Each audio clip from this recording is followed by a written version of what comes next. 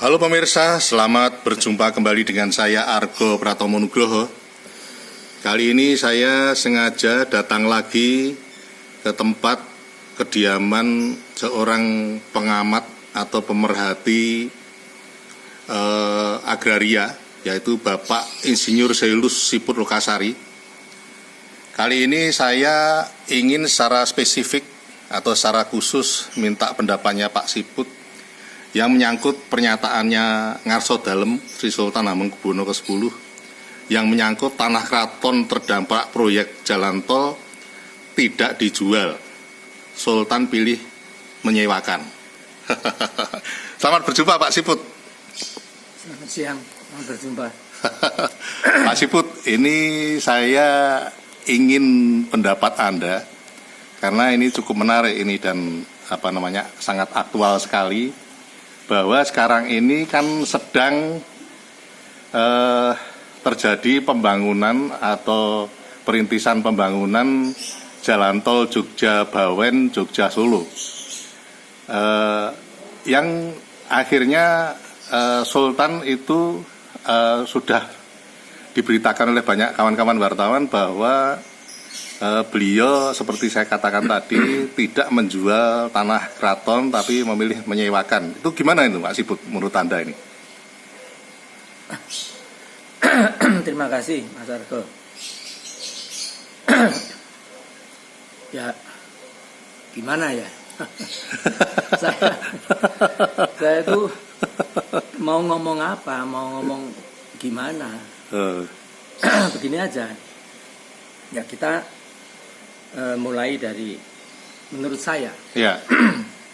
Beliau ini mau ngomong bahwa tanahnya tidak mau dilepas, tidak dijual, tapi beliau tidak menentang jalan tol. Kalau beberapa bulan yang lalu, kalau saya nggak salah sekitar April tahun 2022, silahkan, pokoknya tidak dijual, tapi silahkan dipakai secara gratis, secara cuma-cuma. Jadi nggak dijual juga nggak disewakan waktu itu. Ada waktu itu ya berita seperti itu ya. Ada, semua juga tahu. Oh iya ya. Nah, tetapi sekarang kalau beliau berpikir lain, misalnya wah ini tidak dijual, tapi ya nggak gratis, tapi disewakan saja juga nggak salah. Ya. Itu ya. Itu hak-haknya beliau. Ya. Sama dengan misalnya ada yang namanya Suto Birowo atau siapa bilang tanahku yo ora oleh didol, arep jalan tol ya nggak boleh, tanah saya cuma sedikit kok. Itu juga hak-haknya saja. Iya.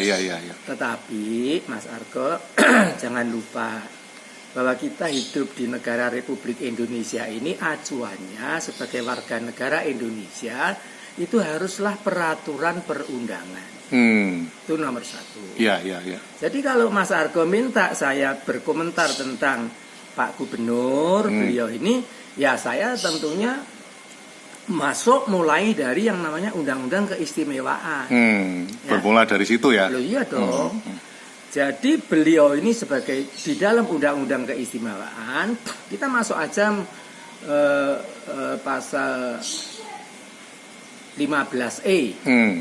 Apa bunyinya? Kalau saya tidak salah ingat, gubernur berkewajiban melaksanakan dan menegakkan peraturan perundangan.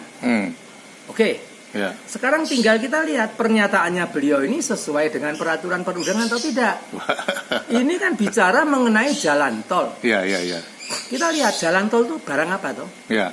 Jalan tol itu adalah barang yang terdiri dari aspal, batu, pasir dan sebagainya. Paling bawah tanah. Jalan tanpa tanah nggak bisa. Apa jalannya mau mabur? Nah, jadi itu harus ada tanahnya. Dan jalan tol itu untuk kepentingan apa? Kita lihat aja sekarang. Coba kita masuk ke Undang-Undang Nomor 2 tahun 2012. Tentang apa itu? Nah, itu tentang pengadaan tanah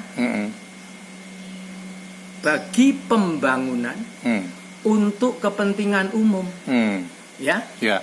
Nah, di situ sudah diatur dengan jelas. Coba pasal 5. Itu bunyinya seperti apa? Bahwa pemilik tanah atau yang berhak atas tanah itu wajib melepaskan tanahnya kalau dibutuhkan untuk kepentingan umum, untuk pembangunan demi kepentingan umum. Lah sekarang jalan tol itu kepentingan umum atau bukan? Nah, gampang tuh itu. Iya, betul. Nah, kita lihat aja di pasal 10 apa itu B kalau nggak salah.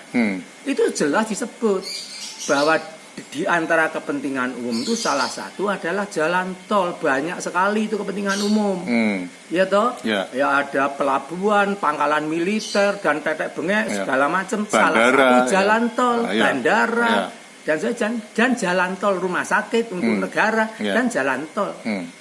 Lah sekarang mengacu lagi, apa yang disampaikan dengan beliau ini cocok nggak dengan undang-undang? Apakah undang-undang itu bilang kalau untuk pengadaan tanah untuk jalan tol bisa dengan disewakan, kan nggak harus wajib melepaskan, gitu loh. Ya, harus wajib dilepaskan. Loh sebetulnya ada apa sih kalau dilepaskan begitu saja? Yang namanya menurut beliau Sultan Ground miliknya beliau itu, beliau itu tanahnya ya banyak sekali kok, sertifikatnya puluhan ribu kok. Jalan tol cuma berapa meter toh ya? Loh kenapa sih? Nah ini penasihatnya beliau ini yang perlu dipertanyakan. Kok sampai memberi masukan seperti itu, kan ya kasihan beliau. Beliau itu ya baik orangnya, tapi kalau begini kan jadi lucu toh. Lo mestinya kan bersama-sama dengan rakyat, dengan saya sebagai rakyatnya. Tanah saya terkena jalan tol nggak seberapa misalnya, lo saya berikan. Nah kalau begini terus gimana?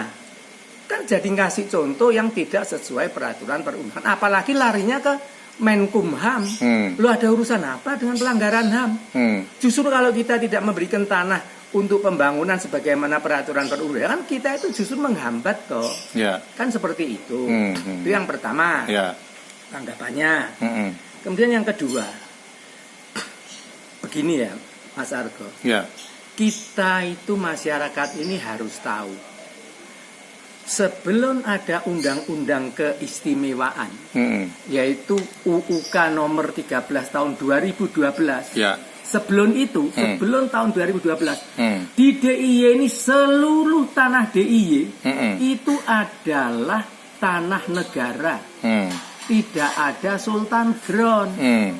Itu Sultan Ground itu oleh Sri Sultan HB9 dan Sri Paku Alam ke-8 sudah dihapus, diserahkan ke negara menjadi tanah negara. Jelas ya? Jadi sebelum adanya undang-undang keistimewaan tidak ada Sultan Ground. Semua tanah negara. Terhitung mulai 1984 sampai dengan sekarang. Itu tidak ada yang namanya Sultan Ground. Konotasi Sultan Ground itu sudah dihapus oleh beliau melalui apa penghapusannya kita semua sudah tahu. Yaitu melalui apa toh Kepres 33 1984, UUPA Diktum 4, nomor 5 1960, kemudian ada lagi melalui apa Perda nomor 3 1984 khususnya pasal 3 bahwa Riksblad nomor 1618 hapus, tidak berlaku. Apa Riksblad itu? Itu yang mendasari Sultan Ground. Jadi sudah tidak ada. Artinya itu produk Belanda dulu ya, yang berdasarkan Leger tahun 1935 itu. Iya. Nah, itu kan tanahnya Belanda itu. Semua jajan itu tidak cuma di Jogja. Sultan Ground dihapus itu di seluruh Indonesia. Sultan Ground Cirebon, Sultan Ground Solo, ya termasuk Sultan Ground Jogja. Nah setelah ada undang-undang keistimewaan dibentuk yang namanya Badan Hukum Budaya Kasultanan. Badan hukum ini budaya, bukan kerajaan. Tidak politis ya toh? Tidak politis, ini budaya. Boleh memiliki tanah Mas Argo untuk kepentingan apa? Untuk kepentingan kebudayaan, untuk pelestarian dan pengembangan budaya. Yang ngomong gitu adalah undang-undang keistimewaan. Nomor 13 tahun 2012. Dan khususnya di dalam undang-undang keistimewaan itu sudah diatur di dalam pasal 3233 tentang tanah kasultanan, bukan Sultan Ground. Di undang-undang keistimewaan tentang tanah kasultanan, caranya memiliki tanah kasultanan bagaimana? Tanah kasultanan ini kalau kasultanan beliau pengen punya tanah, yang ngajukan kepada negara. sesuai dengan apa? UUPA.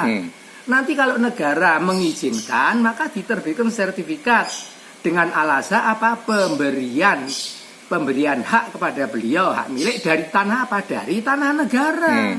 Tidak langsung mengambil dari masyarakat yang sudah tidak punya ada sertifikat klaim, itu ya. Tidak ada klaim sepihak, tidak ada. Ya. Nah, kalau ada klaim sepihak nanti Solo ngeklaim semua ngeklaim ya bubar NKRI ini. Artinya kan tetap mengacu ke Undang-Undang Pokok Agraria atau Pak? Ya harus kepada Undang-Undang Pokok Agraria. Yang ngomong begitu adalah pasal 33, pasal 32 Undang-Undang Keistimewaan. Undang-Undang Keistimewaan itu tidak menghidupkan Sultan Ground zaman Belanda yang oleh beliau Sultan 9 dan PA 8 sudah diserahkan ke negara sebagai tanah negara. Jadi kalau begini kembali kepada komentar beliau, ya saya diminta komentari tadi. Ya. Mengenai tanah Sultan Ground yang dipakai untuk apa itu namanya jalan tol. Itu dilihat dulu.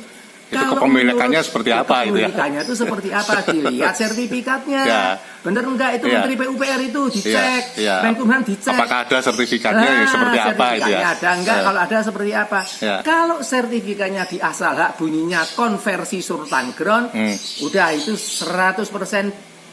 Maksud saya bukan beliau ya. Yang bikin sertifikat itu adalah penggelapan tanah negara. Oh gitu ya. Kemana tanah negara yang sebelum UUK itu tanah negara semua loh di DIY ini. Kemana larinya? Kok bisa konversi Sultan Ground itu dari mana? Itu BPN tahu. Lah ini terjadi, tanya saja ke Pak Sofyan Jalil. Begitu. Jadi kurang lebih gambaran komentar saya seperti itu. Oke, Pak Siput. Ini terakhir Pak Siput.